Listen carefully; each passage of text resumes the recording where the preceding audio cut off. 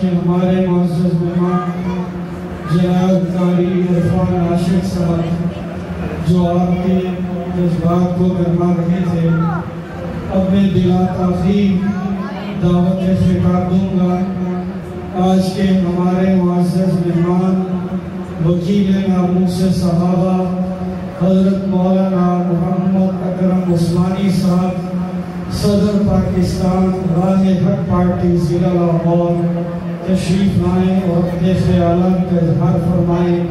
حضرت مولانا محمد اکرم عثمانی صاحب استقبال کیجئے۔ نعرہ تکبیر، نعرہ تکبیر، شان رسالت، شان صحابہ، عظمت صحابہ، گفتار صحابہ، نعرہ تکبیر۔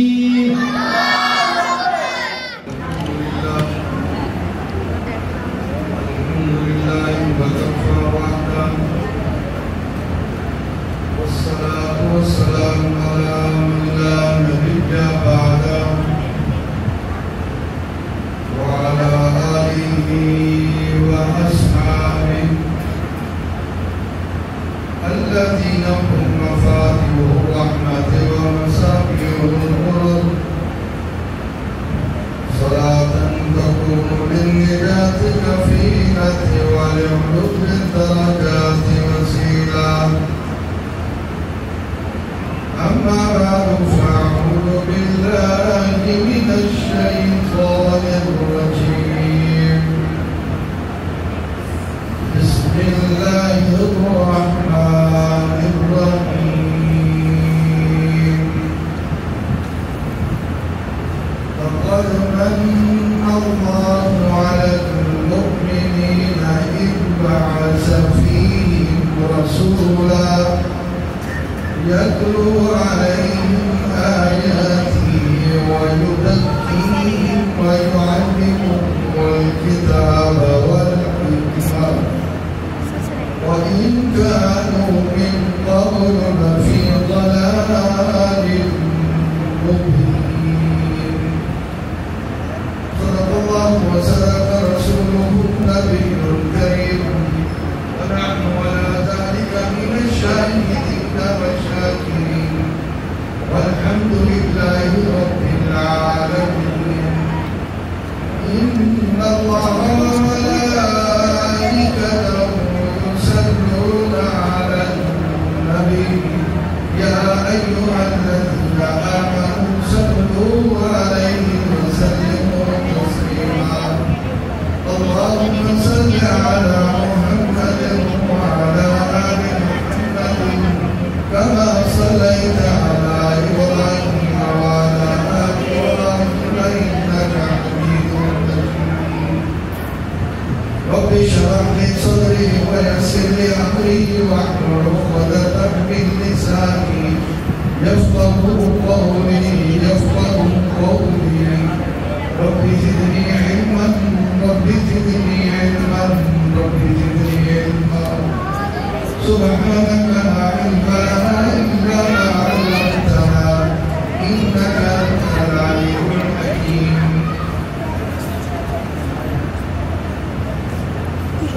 حضور آئے تو صدر آفرین اشبا گئی دنیا، اندھیروں سے نکل کر اجالوں میں آ گئی دنیا. سدھے چہروں سے سن اترا، بدھے چہروں پہ نور آیا. حضور آئے تو انسانوں کو جینے کا شعور آیا. بزرگوں، دوستوں، میں نے آپ حضرات کے سامنے قرآن کریم فرقان حمید میں سے ایک آیت کریمہ قرآن کریم کی تلاوت کرنے کی سعادت حاصل کی ہے.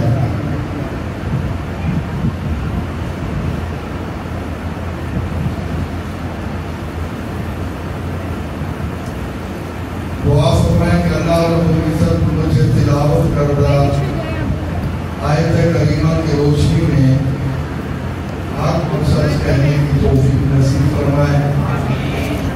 کہنے اور سننے کے بعد اللہ کریم مجھے آپ کو، ہم سبھی کو کہے سنے بنا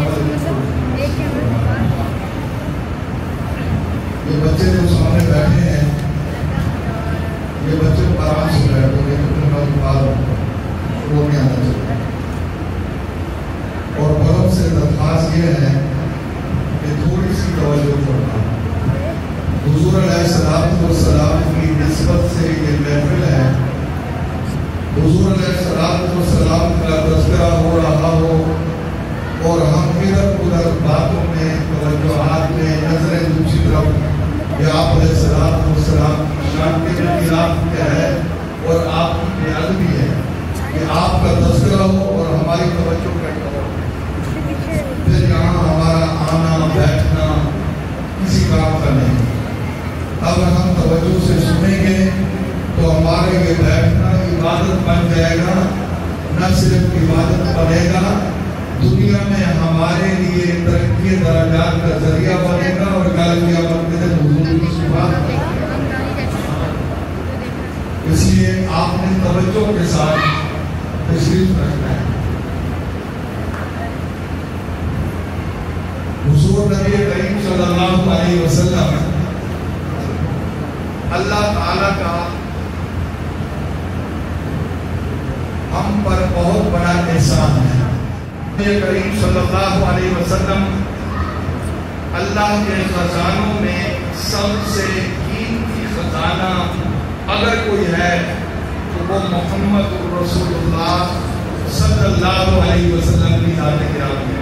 اونچی آواز سے کہیں صلی اللہ علیہ وسلم۔ اللہ تعالیٰ نے انسانوں پر بے شمار نعمتیں کی ہیں، بے شمار۔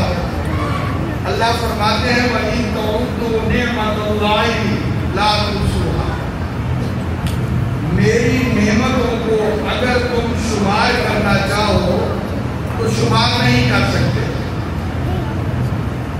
اللہ تعالیٰ نے ہمیں انسان بنایا، یہ بہت بڑا احسان ہے۔ اگر ہم حیوان ہوتے جس کے جی میں آتا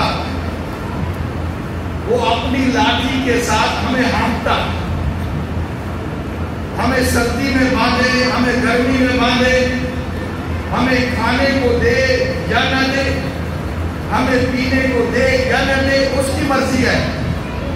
لیکن اللہ پاک نے بجائے اس کے کہ ہمیں کسی اور کے حوالے کرتا، حیوان بناتا، اس اللہ نے ہم پر یہ احسان عظیم کیا کہ ہمیں انسان بناتا۔ یہ بہت بڑا احسان ہے۔ اللہ تعالیٰ نے انسان بنانے کے بعد ہمیں بہت سی نعمتیں عطا کی۔ اللہ نے آنکھوں کی نعمت عطا کی۔ اگر اللہ تعالیٰ ہمیں یہ نعمت عطا نہ کرتے تو ہم لوگوں کے محتاج ہوتے اور در بدر کی ٹھوکریں کھا رہے ہوتے۔ ان آنکھوں کی قدر انسان اگر پوچھنا چاہتا ہے اس شخص سے پوچھے جسے اللہ نے اس نعمت سے محروم رکھا۔ اللہ تعالیٰ نے ہمیں زبان کی دولت عطا کی جس سے ہم اپنے معافی ضمیر کا اظہار کرتے ہیں، دوسرے سے بات کرتے ہیں، اس کی بات کے جواب میں جواب دیتے ہیں۔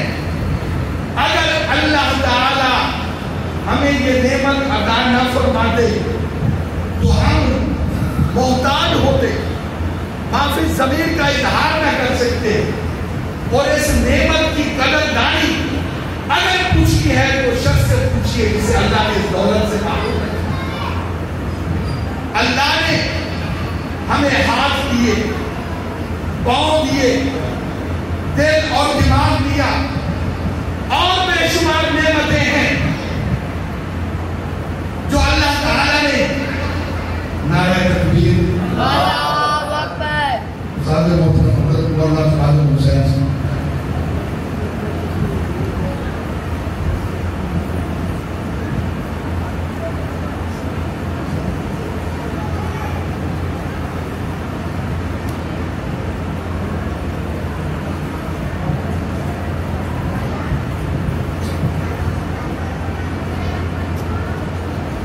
اللہ تعالیٰ نے بے شمار نعمتیں ہم پر کی ہیں۔ میں یہ عرض کر رہا تھا، اور یہ نعمتیں کافر اور مسلمان پر سب کے لیے اللہ تعالیٰ نے عام کی ہیں۔ لیکن اپنے بندہ مومن پر سب سے بڑا احسان یہ کیا کہ اسے انسان بنایا، اور انسان بنانے کے بعد اللہ تعالیٰ نے حضور علیہ السلام کی امت میں پیدا فرمایا۔ اگر ہم حضور کی امت میں نہ ہوتے، کوئی مندر میں گھنٹی بجا رہا ہوتا، کوئی بت کے سامنے جھکا ہوتا، کوئی سورج کے سامنے جھک کر اس کی عبادت کر رہا ہوتا، کوئی بت کلے کے اندر جلتی ہوئی آگ کے سامنے جھکا کر اسے خدا مانتا نظر آتا۔ یہ اللہ کا ہم پر بہت بڑا احسان ہے کہ اللہ نے اپنے محبوب جناب نبی کریم صلی اللہ علیہ وسلم کی امت میں پیدا کیا۔ اس پر ہم جتنا بھی شکر ادا کریں یہ کم ہے۔ یہ مسلمانوں کے ساتھ خاص ہے، ساری نعمتیں دی سبھی کو دی، لیکن دین کی دولت اور ایمان کی دولت غلامی مصطفیٰ صلی اللہ علیہ وسلم اگر عطا فرمائی تو وہ ہمیں۔ اور پھر اللہ تعالیٰ نے سب سے بڑا احسان جو فرمایا وہ اس آیت کریمہ کے اندر جو فرمایا لَقَدْ مَنَّ اللَّهُ عَلَى الْمُؤْمِنِينَ إِذْ بَعَثَ فِيهِمْ رَسُولًا، کہ میں نے ان مومنین پر یہ احسان کیا ہے کہ انہی میں سے اپنے محبوب بندے کو چن کر رسول بنا کر ان کے اندر بھیجا ہے، اور وہ رسول کرتا کیا ہے؟ میری آیات کو سناتا ہے، قرآن کی آیات اللہ کے حکم سناتا ہے، لوگوں کو بتاتا ہے لوگوں یہ کام کرو یہ تمہیں اللہ سے ملا دے گا، اس کام سے بچو یہ تمہیں جہنم کا ایندھن نہ بنا دے گا۔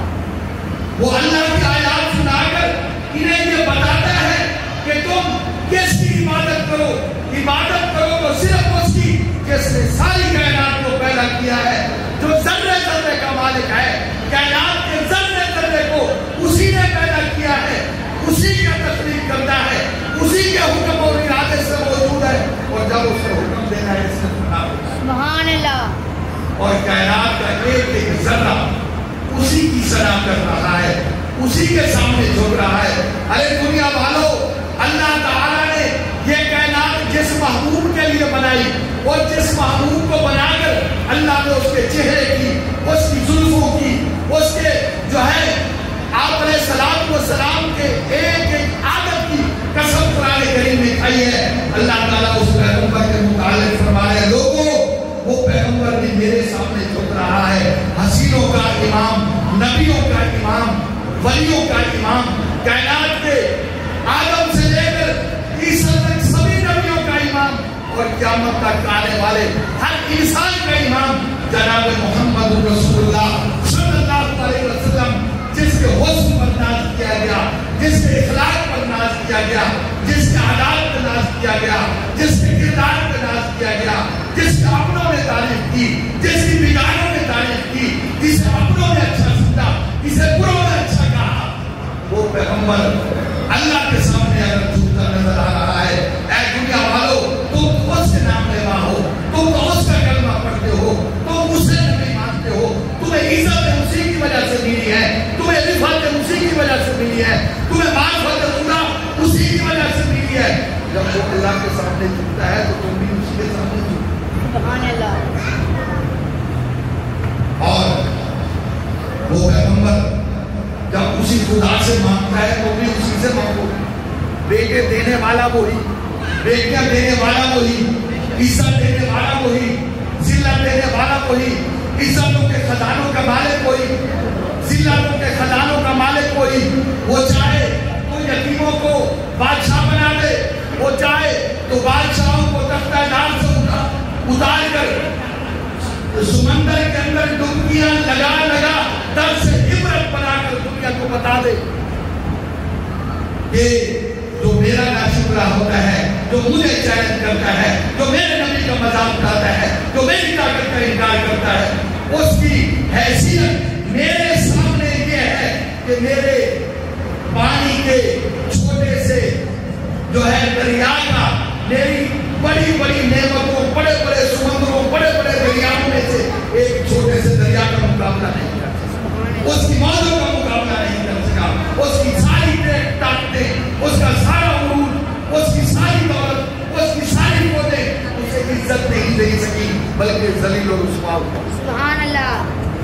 اللہ تعالیٰ نے ہمیں اس نبی صلی اللہ علیہ وسلم کا امتی بنایا اور ان کا کام کیا ہے؟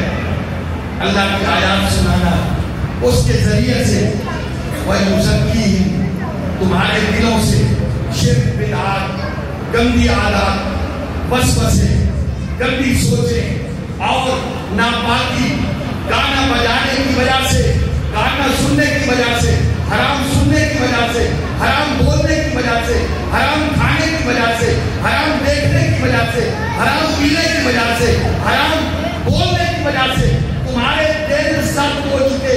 اس پیغمبر کا کام یہ ہے کہ وہ تمہیں بتائے بیٹیاں عیب کا ذریعہ نہیں ہے۔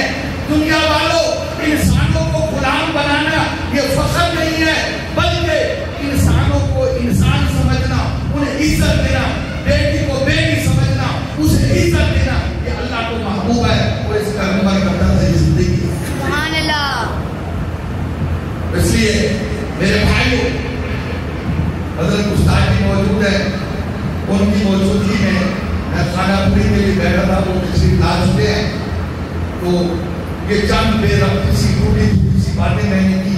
اصل میرا عنوان تھا فکر آخرت۔ میں نے دیکھا کہ حالات نہیں ہیں تو فکر آخرت چھوڑ کے میں اس طرف آ گیا۔ تو بہرحال فکر آخرت کے عنوان کا مقصد یہ تھا کہ ہمارے یہ جو پروگرام ہوتا ہے، اس پروگرام کے انعقاد کرنے والے نوجوانوں میں سے ایک عظیم نوجوان، متحرک ساتھی، دوست جو ہمیشہ ہمارے سامنے ہوا کرتا تھا، آج نہیں ہے، بھائی وقار میاں وقار صاحب، اللہ تعالیٰ اس کے درجات بلند فرمائے۔ آمین۔ وہ جانے والا ہمیں یہ پیغام دے کر گیا ہے، دنیا والوں، یہ دنیا عارضی ہے، یہ دنیا ہمیشہ ہمیشہ کی نہیں ہے۔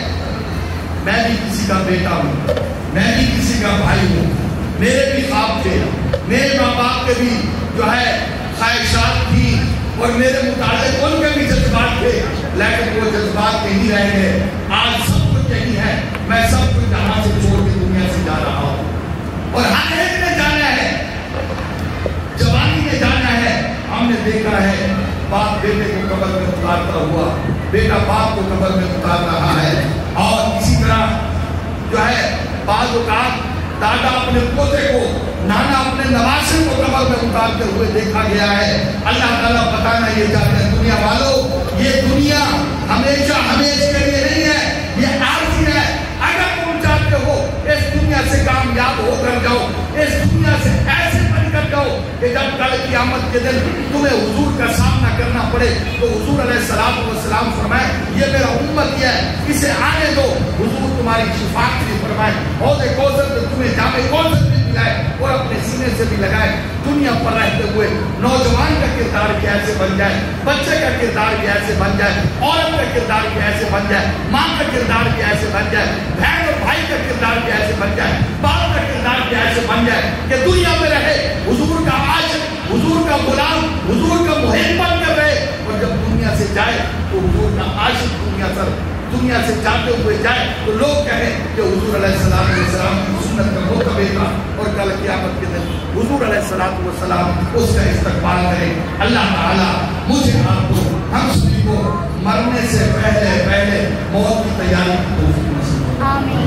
حضور علیہ السلام نے اپنی بیٹی فاطمہ، جنت کی عورتوں کی سردار، خاتون جنت، ان سے آپ علیہ السلام نے فرمایا بیٹی یہ مت سمجھنا تم میری بیٹی ہو، میں تمہیں چھڑوا لوں گا، یاد رکھنا بیٹی اگر تم چاہتی ہو کل قیامت کے دن جنت میں میرے ساتھ ہو تو پھر میرے ساتھ سجدے میں کثرت کرو، رب کے حکموں کی پابندی کرو، اللہ کے حکم کو پورا تم کرو، کل قیامت کے دن جنت میں اپنے ساتھ وعدہ میں ہم ان سے بڑھ کر تو نہیں ہے، حضور کا خون ہے، حضور کی اولاد ہے، جنت کی خاتون ہے، اور وہ ایسی مزکہ مزینہ اور ایسی پاک باز ہستی ہے، دنیا سے جاتے ہوئے اپنے بچوں سے کہہ رہی ہے میرے بیٹو جب میرا جنازہ اٹھانا، رات کے اندھیرے میں اٹھانا، دن کی روشنی میں نہ اٹھانا، کہیں کسی غیر محرم کی نظر میری میت میں نہ پڑ جائے۔ اس خاتون سے نبی علیہ السلام نے کہا میرے بھائیوں، اس لیے میری آپ سے یہ درخواست ہے، ہم دنیا بھی کمائیں، کاروبار بھی کریں، تجارت بھی کریں، دکان بھی چلائیں، سب کچھ کریں، لیکن وہ کیسے کرنا ہے جیسے حضور نے بتایا۔